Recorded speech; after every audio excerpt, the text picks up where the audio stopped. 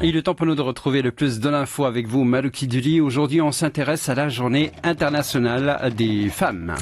Qu'est-ce qu'on serait sans elles quand même, hein, les femmes, ou plutôt à la journée internationale des droits de la femme, hein, puisqu'il est ici bien question des droits des femmes. En fait, cette journée marque les avancées au niveau des droits des femmes qui sont aujourd'hui quasiment les mêmes que ceux des hommes. Je dis quasiment car oui, il existe encore des inégalités. Cette journée internationale des droits de la femme est donc célébrée annuellement le 8 mars. C'est en fait l'Organisation des Nations Unies, l'ONU, qui a fixé cette date en 1977. Alors en France, quels sont les chiffres clés? Eh bien d'abord, année électorale oblige, on parle politique. Actuellement, à l'Assemblée nationale, 25% des députés sont des femmes. Vous savez aussi que la France n'a jamais eu de présidente de la République et que la première femme à avoir accédé au second tour de la présidentielle, mais qui a perdu, bien sûr, était Ségolène Royal. Très bien, Lolo. Ségolène Royal, c'était en 2007 face à Nicolas Sarkozy.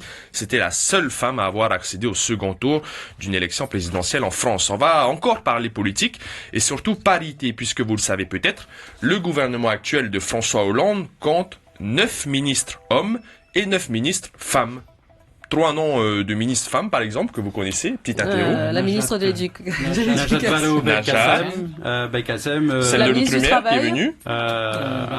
Elika Barretz, Myriam El Khomri, effectivement. Il y a également Ségolène Royal, Marisol Touraine, Annick Girardin, Laurence Rossignol, Emmanuel Cos et Audrey Azoulay.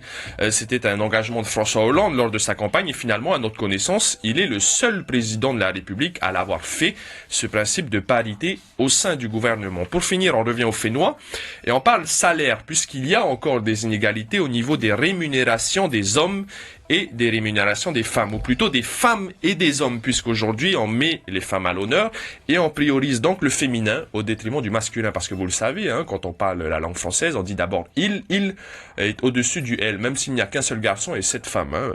On comprend pas trop cette logique et ça devrait être comme ça tout le temps. Hein. Si on est un peu gentleman, on dit d'abord elle, hein, même si elle n'est qu'une seule. Ça devrait changer, hein, les habitudes.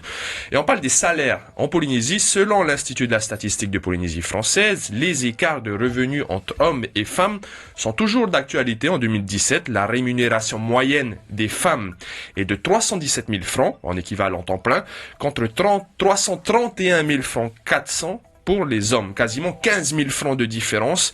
Et malgré tout, cet écart diminue ces dernières années.